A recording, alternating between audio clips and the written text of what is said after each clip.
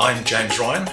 I'm the owner, founder and chief executive officer of Empyrean Education Institute. We started Empyrean Education Institute in 2008 and we were invited to come to Fremantle by Notre Dame University, who had premises at 25 High Street, known as Quinlan's Restaurant. They invited Empyrean Education to take over those premises, which we did in 2016.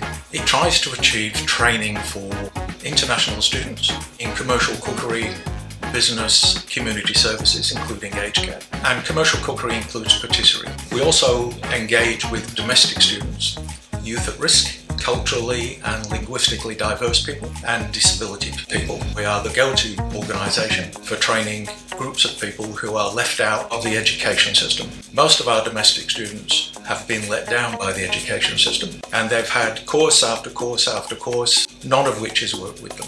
Our track record is very, very strong in taking those people, turning them into valid team members in our courses, and our completion rate is around about 97%. We had actually looked at number 8, the terrace here, because we already have number 16 and number 18.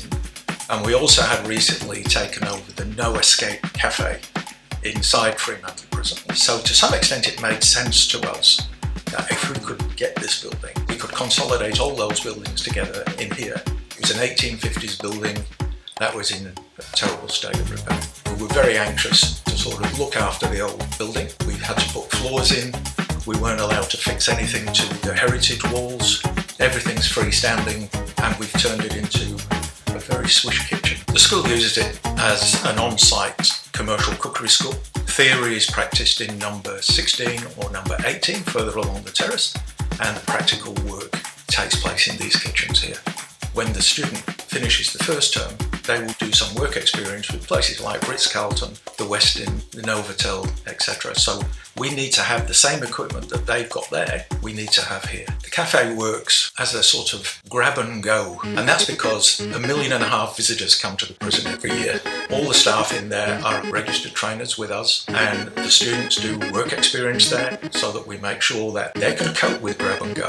A tour is, say, every half an hour. You might get 50 people in the cafe, all wanting coffee, cake, a meal. All got to be done within about 10 minutes, because once the bell rings and the tour commences, we don't want to see any wasted food. First of all, did soup nights for St. Pat's, and then we were invited to become involved in the Long Table Dinner. I've got 200 commercial cookery students, and it is a fabulous opportunity to really give back to the Fremantle community, and especially in such a sort of an event as the Long Table Dinner. We appreciate the amount of work that has to go into that, and a lot of the work we call grunt work behind the scenes.